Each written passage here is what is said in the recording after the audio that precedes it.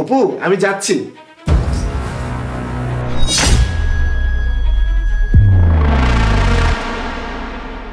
ঠিক আছে অপু, আমার দেরি হয়ে যাচ্ছে, আমি চলে যাচ্ছি।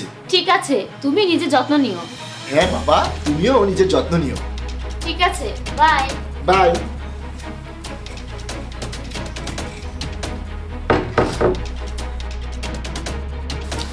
উফ, তোমার বের হতে কত সময় লাগলো?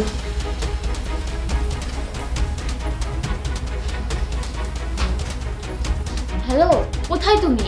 আমি পার্কিং লটে আছি। তুমি পার্কিং লটে দাঁড়িয়ে আছো কেন? তাড়াতাড়ি ভিতরে এসো। ঠিক আছে ঠিক আছে ঠিক আছে, আমি আসছি।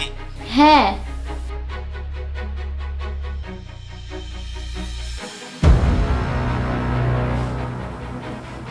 আমি সাহেবকে এতবার বলার চেষ্টা করলাম যে আজ মেম সাহেব বাড়ি থেকে পালিয়ে যাবে, কিন্তু সাহেব কিছুই বললেন না। আমার কি, আমার বলে দেওয়ার দায়িত্ব ছিল, আমি বলে দিয়েছি। আজ খুব ভালো হয়েছে,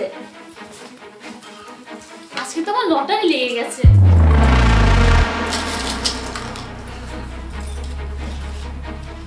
এই তোমার হয়েছে, তাড়াতাড়ি চলো। উফ, ভয় দেখাচ্ছ কেন? হ্যাঁ হয়ে গেছে, আর আমি নগদ টাকার গহনা নিয়েছি, দেখো। হ্যাঁ ঠিক আছে, তাড়াতাড়ি চলো, তোমার স্বামী চলে আসলে আবার সমস্যা হবে। আরে এত তাড়াহুড়া করছে কেন?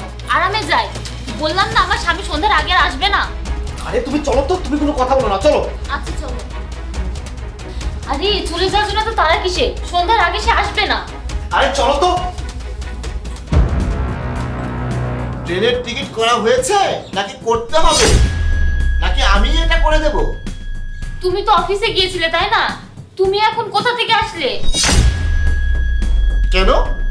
এটা আমার বাড়ি, আমি যখনই আসি না কেন এখানে আমার ইচ্ছাই চলবে। আর তুমি এসব ছেড়ে দাও। এখন বলো, কে এই ছেলে? এ এ তো আমার কাজিন তুহিন। তুহিন, তোমার ভাইকে সালাম দাও। আসসালামু আলাইকুম। আমার সামনে না এসব নাটক করার কোনো দরকার নেই। আমি খুব ভালো করে জানি এইটা তোমার বয়ফ্রেন্ড, আর তুমি আজ আমার বাড়ি থেকে সব টাকা আর গহনা নিয়ে পালিয়ে যাচ্ছ।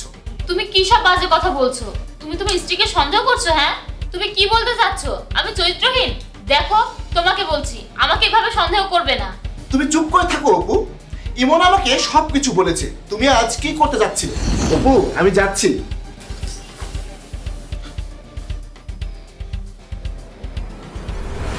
আচ্ছা, তাই বলে একজন কাজের ছেলের কথায় তুমি তোমার স্ত্রীকে সন্দেহ করছো? সে তো মিথ্যাও বলতে পারে, তাই না? প্রমাণ দরকার? দাঁড়া, আমি এক্ষুনি দেখাচ্ছি। এই ব্যাগটা খোলো। কি হলো? আমি বলছিলাম ব্যাগটা খুলে দেখাও, তাতে কি আছে?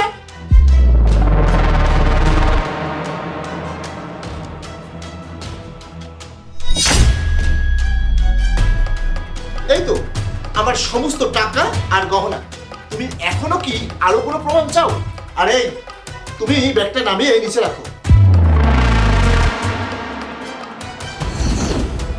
দেখো, আমি স্বীকার করছি আমি ভুল করেছি, কিন্তু এটা আমার প্রথম এবং শেষ ভুল।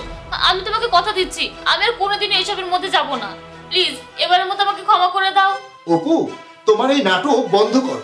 আমি তোমাকে কতটা বিশ্বাস করেছিলাম, কতটা ভালোবেসেছিলাম। আমি ভেবেছিলাম আমাদের নিজের একটা বাড়ি বানাবো, এই ভাড়া বাড়ি ছেড়ে চলে যাব। এই সব টাকা পয়সা তো তোমার জন্য। আমি সব কার জন্য জমাচ্ছিলাম?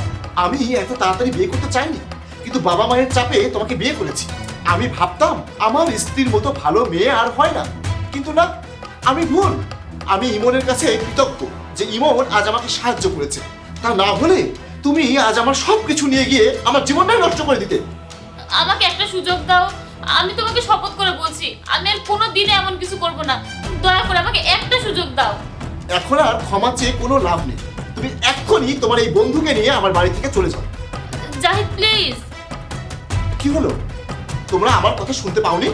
এক্ষুনি বের হও অপু।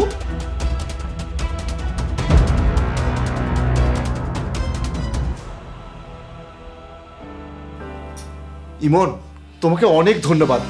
আজ তুমি আমাকে না বললে আমার অনেক বড় ক্ষতি হয়ে যেত। সমস্যা নেই স্যার, আমি আপনার নুন খেয়েছি। আর যাই হোক, আমার চোখের সামনে তো আপনার ক্ষতি হতে দিতে পারি না। আমি এই বিষয়টা জানতে পেরেছিলাম, তাই আমি ভাবলাম আপনাকে বলাটাই ভালো মনে হয়।